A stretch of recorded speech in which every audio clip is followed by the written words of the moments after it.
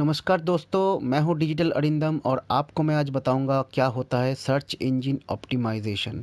जी हाँ, ये है एसईओ जिसको सर्च इंजन ऑप्टिमाइज़ेशन बोला जाता है और ये एक बहुत ही स्ट्रॉन्ग प्रोसेस होता है जिससे आपका कोई भी वीडियो या कोई भी वेबसाइट है, आपका ब्लॉग है, उसको आप ऑर्गेनिक तरीके से गूगल के फर्स्ट पेज पे ला सकते हैं जिससे आपको ज़्यादा से ज़्यादा ऑडियंस मिलते हैं।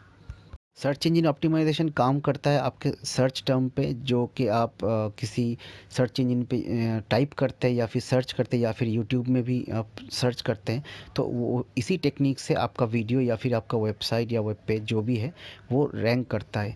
आपका उसका रैंकिंग इम्प्रूव होता है अगर आप गूगल का कुछ एल्गोरिदम होता है, गाइडलाइन होता है जिसको मेंटेन करके आपको चलना पड़ता है। तो वो सब गाइडलाइन मैं बताऊंगा क्या क्या इम्पोर्टेंट है जो आपको फॉलो करना है। बट उससे पहले मैं बता दूं कि अगर आप मेरे चैनल में नए नए हो तो आप प्लीज़ इस वीडियो को लाइक कर दो, मेरे चैनल को सब्सक्राइब कर दो ताकि आने वाले सारे अपडेटेड वीडियोस और updated news related to digital marketing आपको मिल सके। दोस्तों, सब सर्च इंजन ऑप्टिमाइजेशन का दो पार्ट होता है, एक होता है ऑन पेज, एक होता है ऑफ पेज। ऑन पेज में आता है सारी टेक्निकल चीज़ें जो कि आपको आपके वेबसाइट या फिर आपके वीडियोस में मेंटेन करना पड़ता है। और ऑफ पेज होता है एक्सटर्नल चीज़ें जो आपको एक वेबसाइट या फिर एक वीडियो बनाने के बाद अपलोड करने के बाद आपको करना पड़ता है। तो इसमें से इम्पॉर्टेंट होता है ऑन पेज। अगर आपका ऑन पेज सही नहीं है तो आपका ऑफ पेज का उतना इम्पैक्ट नहीं होता है। और कभी कभी ऐसा होता है कि अगर आपका ऑन पेज बहुत स्ट्रॉन्ग है तो बिना ऑफ पेज के भी आपका वीडियो या फिर आपका वेबसाइट का रैंक बहुत अच्छा आ जाता है। वैसे तो गूगल के बहुत सारे एल्गोरिदम, बहुत सारे गाइडलाइंस हैं, बट ज़्यादातर जो इम्पोर्टेंट गाइडलाइंस लोग फॉलो करते हैं या फिर मैं फॉलो करता हूँ वो आज मैं आपके साथ शेयर करने वाला हूँ। ये सब गाइडलाइन आप फॉलो करेंगे तो भी आपका साइट बहुत अच्छा रैंक कर सकता है सर्च इंजन में। ये ऑर्गेनिक रैंक है, पेड रैंक नहीं है। पेड रैंक के लिए आपको गूगल का जो गूगल एडवर्ड्स है या एड्स है उसके थ्रू करना पड़ता है। बट ये जो है सर्च इंजन ऑप्टिमाइजेशन, इसके थ्रू आपका ऑर्गेनिक रैंक आता है। ये आप ये सब गाइडलाइन आप मेंटेन करेंगे तो धीरे धीरे क्या होगा, आपका वेबसाइट जो है वो फर्स्ट पेज की तरफ इम्प्रूव होगा, उसका ranking search engine ranking page में। एक वेबसाइट को रैंक कराने के लिए आपको सबसे पहले जानना होता है आपका कीवर्ड, मतलब कौन से कीवर्ड से या कौन से सर्च टर्म से सर्च करने पर आप चाहते हैं कि आपका वेबसाइट गूगल में रैंक करे। तो उसको ढूंढने का भी एक तरीका है। उसके लिए गूगल का एक टूल आता है, गूगल कीवर्ड रिसर्च टूल। और दूसरे भी टूल है जैसे नील पटेल का उबेर सजेस्ट है। तो ये सब टूल से क्या होता है, इसमें आप कोई भी आपका कीवर्ड जो होता है, जो सर्च टर्म है वो आप लिखेंगे सजेशन में जाके, और तो गूगल आपको सजेस्ट करेगा और बताएगा कि लास्ट एक साल में उस पर्टिकुलर कीवर्ड के लिए कितने लोग सर्च किए हैं। तो उस हिसाब से आप अगर एक आपके पास अगर कीवर्ड का एक लिस्ट होगा तो आप जान सकते हैं कि कौन कौन कीवर्ड से लोग ज़्यादा सर्च कर रहे हैं। तो वो सब कीवर्ड आप जो है आप टारगेट कर सकते हैं और उसी कीवर्ड के ऊपर आपको आपके वेबसाइट का जो कंटेंट है वो डेवलप करना पड़ेगा। अब मैं आपको बताता हूँ ये होता कैसे है। कीवर्ड सिलेक्शन के बाद आपका नेक्स्ट स्टेप होगा पेज टाइटल और मेटा डेटा डेवलप करना। पेज टाइटल क्या होता है, किसी भी वेबसाइट के ऊपर जो टाइटल बार होता है उसमें जो कीवर्ड्स लिखा रहता है, आपका जो वेबसाइट है वो उसी कीवर्ड से रैंक करता है। अब ये कैसे होता है मैं आपको बताता हूँ।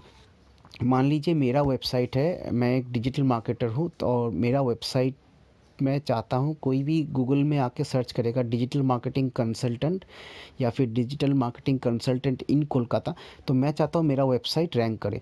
तो मैंने क्या किया, मैं ये जो कीवर्ड्स हैं डिजिटल मार्केटिंग कंसल्टेंट और उसके बाद मैंने प्लेस ऐड कर दिया इन कोलकाता। तो मैंने अपना टाइटल जो है वो रखा है डिजिटल मार्केटिंग कंसल्टेंट इन कोलकाता। ये मैंने अपने टाइटल बार में लिख दिया है। यहाँ पे थोड़ा सा टेक्निकल नॉलेज ज़रूरी है कि आपको जो आपका जो HTML कोड है वहाँ पे टाइटल टैग होता है और ये टाइटल टैग के अंदर लिखा जाता है। तो क्या हुआ, मेरे वेबसाइट में मैंने जो टाइटल में ये कीवर्ड डाला, मैंने डिस्क्रिप्शन में भी एक कीवर्ड ये कीवर्ड डाला और फिर अपने वेबसाइट का जो बॉडी कंटेंट है उसमें भी यही कीवर्ड रिलेटेड कंटेंट मैंने लिखा है। तो देखिए दोस्तों, इससे क्या हुआ, धीरे धीरे मैं ये मेरा जो वेबसाइट है ये काफ़ी दिन हो चुका है, इसको एक साल से ऊपर हो गया है। और ये एल्गोरिदम, गूगल के एल्गोरिदम फॉलो करने के वजह से क्या हुआ, मेरा टाइटल और डिस्क्रिप्शन और मेरा बॉडी कंटेंट में जो सेम कीवर्ड है उसकी वजह से क्या हुआ, मेरा वेबसाइट अभी 1 नंबर पोजीशन पे रैंक कर रहा है।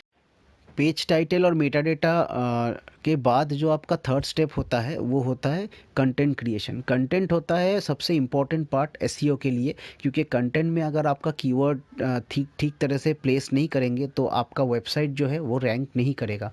मैंने अपने वेबसाइट के बॉडी कंटेंट में जो कीवर्ड डाला है वो सारे कीवर्ड्स डिजिटल मार्केटिंग रिलेटेड है, क्योंकि मेरा जो वेबसाइट है उसका थीम भी डिजिटल मार्केटिंग के ऊपर ही है और मैंने टाइटल में भी डिजिटल मार्केटिंग रिलेटेड कीवर्ड्स ही डाले हैं।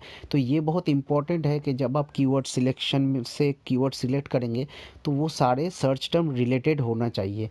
मान लीजिए अगर डिजिटल मार्केटिंग रिलेटेड या फिर वेबसाइट डिज़ाइन रिलेटेड आप कीवर्ड सिलेक्ट कर रहे हैं अपने वेबसाइट के लिए, तो आपका कंटेंट में भी उसी रिलेटेड कीवर्ड्स आने चाहिए। बट ये आपको देखना पड़ेगा कि वो जो सर्च टर्म है, मान लीजिए वेब डिज़ाइनर इन कोलकाता आपका सर्च टर्म है, तो वेब डिज़ाइनर कोलकाता आप एग्जैक्ट फ्रेज में 3 से 4% ही रख सकते हैं रेशियो में।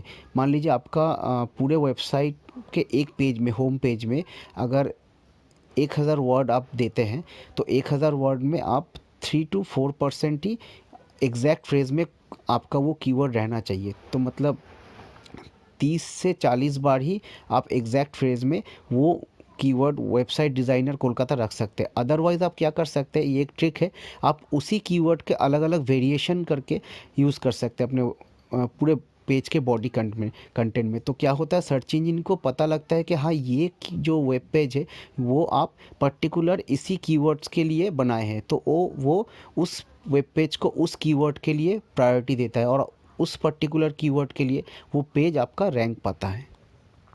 एक पर्टिकुलर वेबसाइट में आप एक कीवर्ड को एक ही पेज के लिए टारगेट करेंगे। कंटेंट क्रिएशन के बाद आपका नेक्स्ट स्टेप होता है robot dot T x T file create करना। ये फाइल बहुत इम्पॉर्टेंट होता है एसईओ के लिए।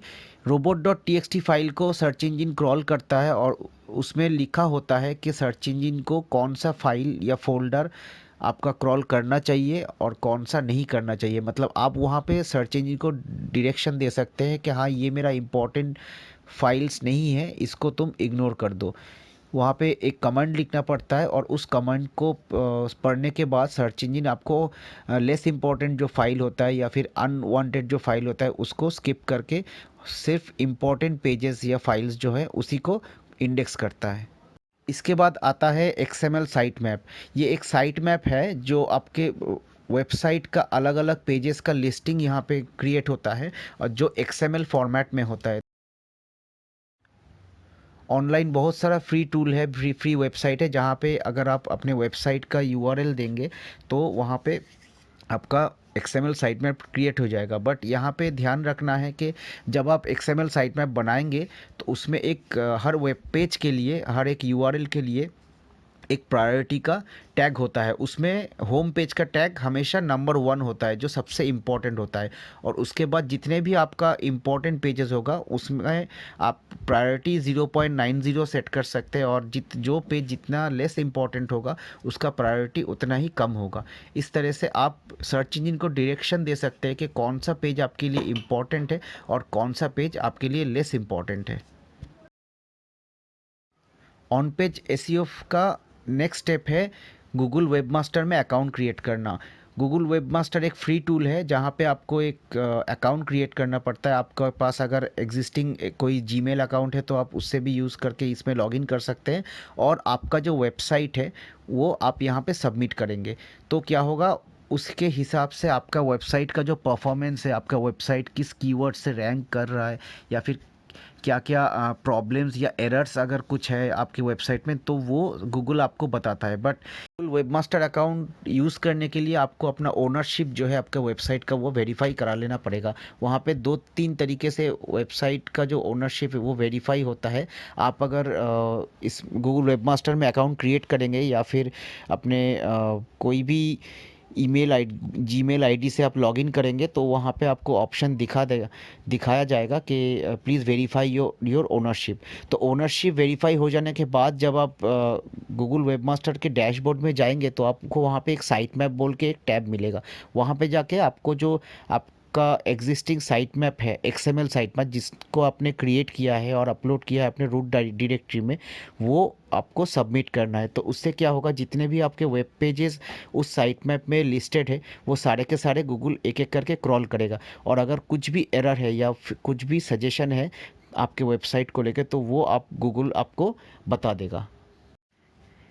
एसईओ के लिए नेक्स्ट इम्पॉर्टेंट स्टेप है ऑल टेक्स्ट। ऑल टेक्स्ट का मतलब है इमेज टेक्स्ट। जो आपके वेबसाइट में जो इमेजेस है, ऑन पेज एसईओ के लिए ये सारे फैक्टर्स बहुत ही इम्पॉर्टेंट है। बट इसके साथ भी आपको ध्यान में रखना चाहिए कि आपका जो वेबसाइट है वो भी बहुत ही फास्ट लोडिंग होना चाहिए। अदरवाइज़ क्या होता है, अगर आपका वेबसाइट लोड होने में बहुत टाइम लगाता है तो जो यूज़र है वो ज़्यादा देर तक वेट नहीं करता है और वो स्किप कर जाता है, तो आपका बाउंस रेट जो है वो इंक्रीज़ हो जाता है।